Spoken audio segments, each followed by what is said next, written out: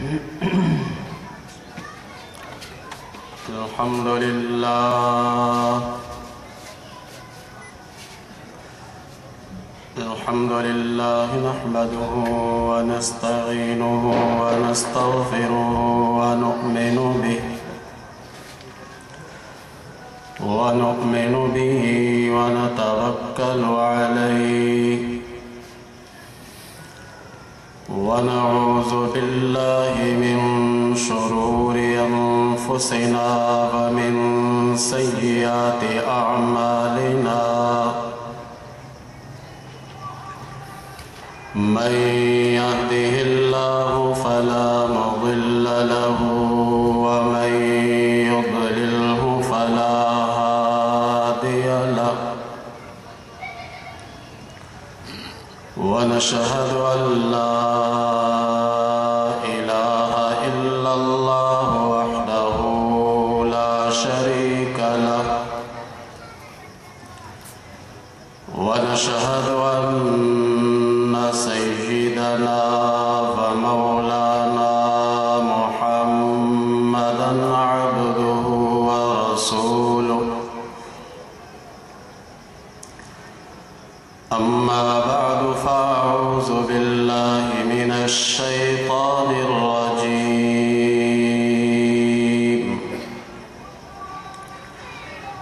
بسم الله الرحمن الرحيم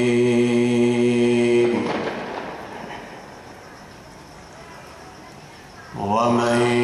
يبتغ غير الإسلام دينا فلن يقبل منه صدق الله مولانا العظيم وبلغنا رسوله النبي الكريم الأمين قال الله تبارك وتعالى في شان حبيبه صلى الله تعالى عليه وسلم مخبرا وآمرا إن الله وملائكته يصلون على النبي يا أيها الذين آمنوا صلوا عليه وسلموا تسليما اللهم صل على سيدنا ومولانا محمد وعلى آل سيدنا ومولانا محمد وأصحاب سيدنا ومولانا محمد وبارك وسلم الصلاة والسلام عليك يا رسول الله الصلاة والسلام عليك يا حبيب الله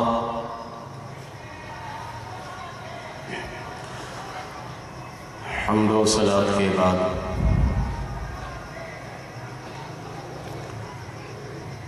میں اور آپ نبی کریم رؤوف الرحیم علیہ الصلاۃ والتسلیم کے نام کی محفل میں بیٹھے ہیں اور یہ آپ کے علاقہ کی سالانہ محفل ہے۔ اس محفل پاک میں ہمیشہ سے ایک طریقہ رہا ہے کہ کوئی نہ کوئی فکری تقریر کی جاتی ہے جس سے اہل اسلام کو خصوصیت کے ساتھ فائدہ پہنچتا ہے، اور اس قسم کے محافل میں میں یہ سمجھتا ہوں کہ حالات حاضرہ کے مطابق گفتگو کرنی چاہیے، کیونکہ زمانہ اتنا مصروف ہے کہ عام طور پر لوگوں کو یہ وقت نہیں ملتا کہ وہ دین سیکھنے کے لیے کسی عالم دین کے پاس آیا جایا کرے۔ البتہ تعویذ گنڈے کے لیے آنا جانا تو ہمارا معمول ہے، لیکن دین سیکھنے کی غرض سے کسی عالم دین یا کسی مسجد کے امام کے پاس ہمارا آنا جانا بڑا کم ہوتا ہے۔ اس لیے اس قسم کی محفل جب آپ سجاتے ہیں اور اس میں کچھ لمحوں کے لیے بیٹھتے ہیں، کچھ گھنٹوں کے لیے بیٹھتے ہیں، تو مقرر کی ذمہ داری ہونی چاہیے کہ وہ ایسے موقع سے فائدہ اٹھاتے ہوئے ایسی گفتگو کرے جس سے اس کے عقائد کی اصلاح ہو، اس کے اعمال کی اصلاح ہو اور اس بندے کی زندگی میں ایک انقلاب برپا ہو۔ میں نے اسی سوچ و فکر کی بنا پر میں نے یہ سوچا کہ آج آپ کے سامنے اسلام مکمل اور عالمگیر ضابطۂ حیات ہے، اس عنوان پر خطاب کروں۔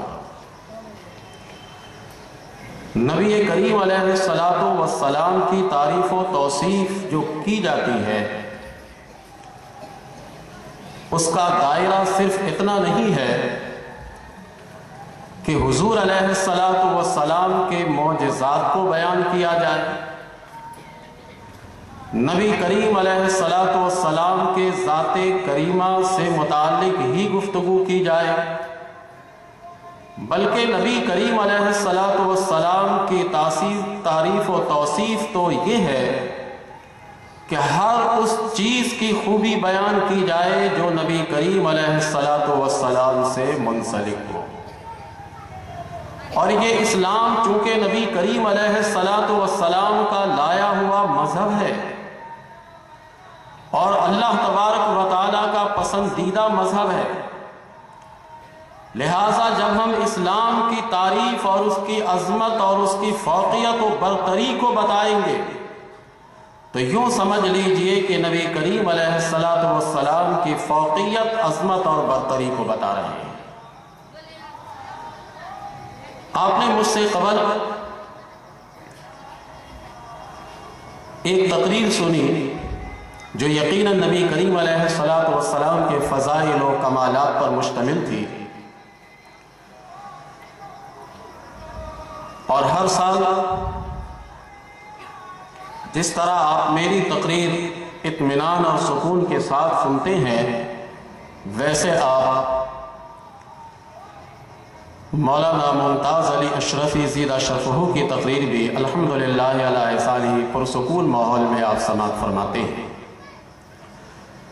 اس وقت اسٹیج پر متعدد علماء ذی وقار ہیں، میں ہر ایک کا نام لوں گا تو اس کے لیے بھی ایک وقت چاہیے، اور پھر بعد میں آپ ہی الزام عائد کیجئے گا کہ ٹائم پار کیا ہے، تو اتنا ہی مختصر ہے۔ میں اپنے عنوان پر گفتگو کرنے سے پہلے دو تین باتیں ابتداً آپ کے گوش گزار کرتا ہوں،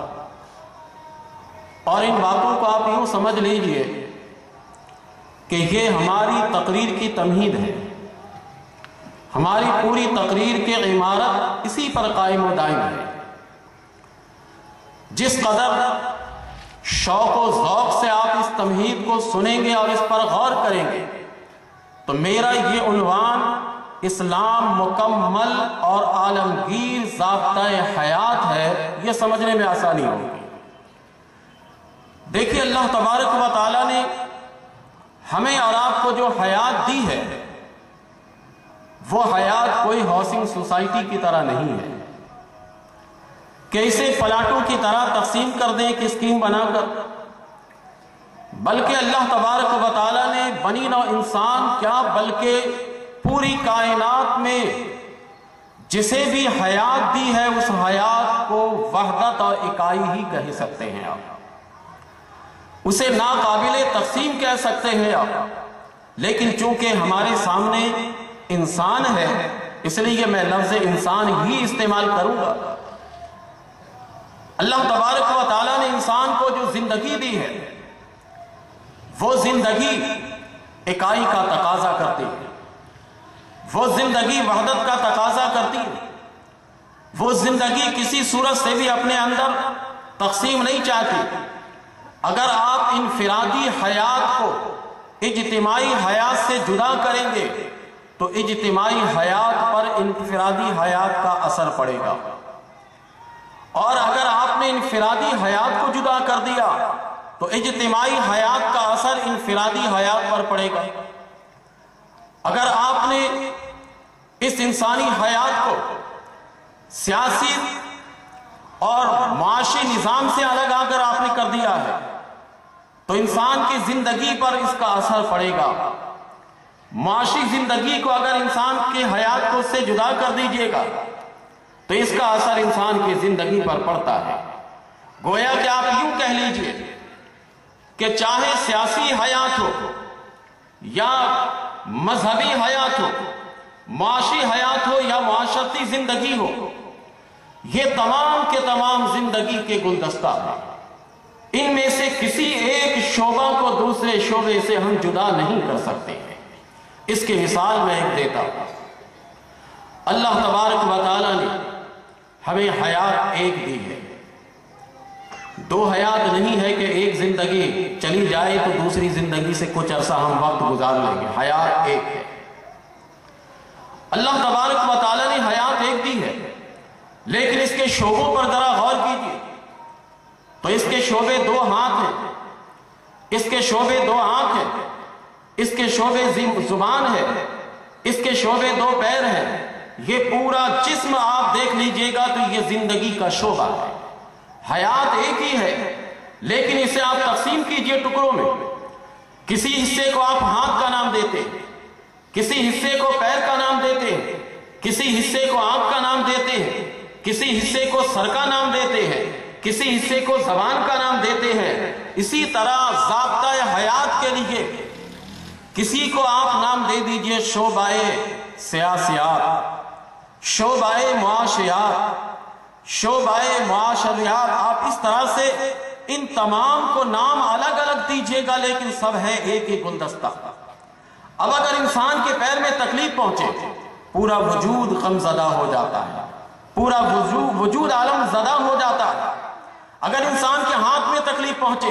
پورا جسم تکلیف زدہ ہو جاتا ہے۔ یہ ایک وحدت ہے، ایک اکائی ہے یہ